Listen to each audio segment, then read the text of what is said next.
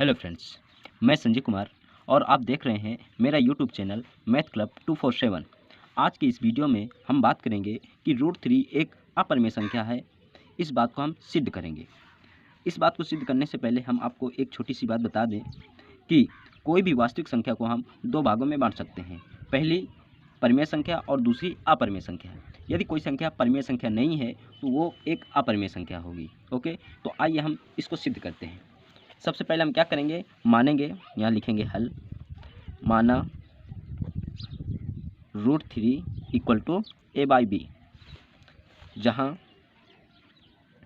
a, b पूर्णांक है, क्या है, पूर्णांक, तथा b does not equal to 0 है, और a तथा b सहअभाज्य है। सहअभाज्य, अच्छा सहअभाज्य क्या होता है? सहअभाज्य संख्याएं हैं।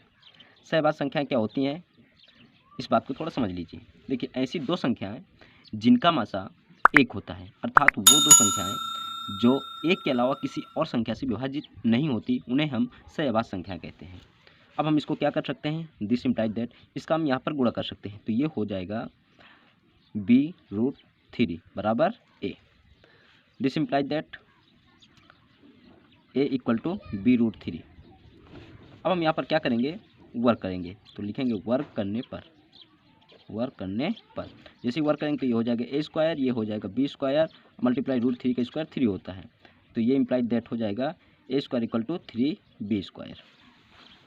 आप एक छोटी सी बात समझ लीजिए कि यदि कोई अभाज्य संख्या किसी पूर्णांक के वर्ग को विभाजित करती है तो वो पूर्णांक भी उस संख्या से विभाजित होगा। इसका तात्पर्य यह है कि अगर देखिए 3 क्या कर रहा है कि a² का एक गुणनखंड है। इसका मतलब ये हुआ कि 3 a² का एक क्या हुआ, गुणनखंड है, तो 3 a² को विभाजित करेगा। या 3 a² को विभाजित करेगा तो 3 a को भी विभाजित करेगा। लिखेंगे चूंकि 3 a² का एक गुणनखंड है, क्या है, गुणनखंड है, इसलिए 3 a² को विभाजित करेगा। और अभी हमने आपको एक बात बताई कि अगर कोई संख्या a किसी पूर्णांक के वर्ग को विभाजित करती है तो वो संख्या उस संख्या को विभाजित करेगी। दिस इम्प्लाइज दैट 3 a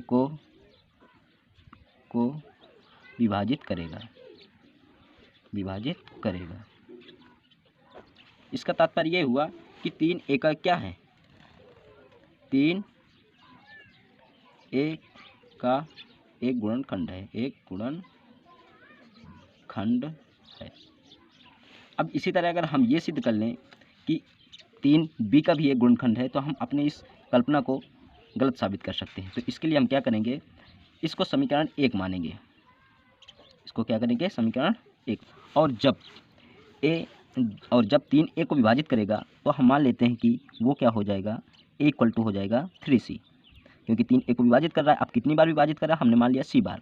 इसका वर्क कर दो, लिखेंगे वर्क करने पर, जैसे वर्क करेंगे तो क्या हो जाएगा, a² इक्वल टू 3c²। इसे समीकरण 2 मान लेते हैं। लिखेंगे समीकरण 1 व 2 से।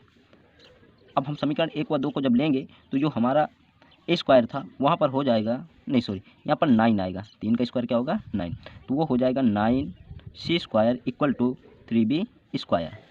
अगर दिस इम्प्लाइज दैट ये 3 से इस 9 को काटेगा 3 बार में, तो ये हो जाएगा 3c² बराबर b²। आप यहाँ से देख सकते हैं कि लिखेंगे चूँकि 3b² का एक क्या है, गुणनखंड है, क्या है, गुणनखंड है, इसलिए जो 3 है b² को क्या करेगा, विभाजित करेगा। दिस इम्प्लाइज दैट जो है 3 b को भी विभाजित करेगा। जब ऐसा है तो 3 जो है b का एक क्या हो जाएगा, गुणनखंड। तो लिखेंगे 3 b का एक गुणनखंड होगा। हम इस नतीजे पर पहुंच चुके हैं कि जो 3 है ना, स्पष्ट है कि 3 a तथा बी का एक क्या है, गुणनखंड है। क्या है, गुणनखंड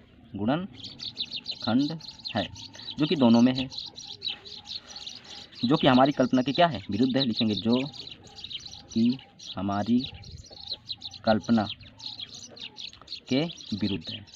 अगर विरुद्ध है तो इसका मतलब ये हुआ कि हम √3 को a/b के रूप में नहीं लिख सकते हैं। तो लिख देंगे अतः √3 एक क्या है, अपरिमेय संख्या है।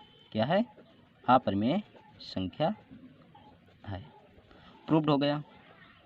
इसी प्रकार से आप और तमाम अपरिमेय संख्याओं को सिद्ध कर सकते हैं, जैसे √2, √3, √5। अगर वीडियो अच्छा लगे तो लाइक करें। जय हिंद दोस्तों।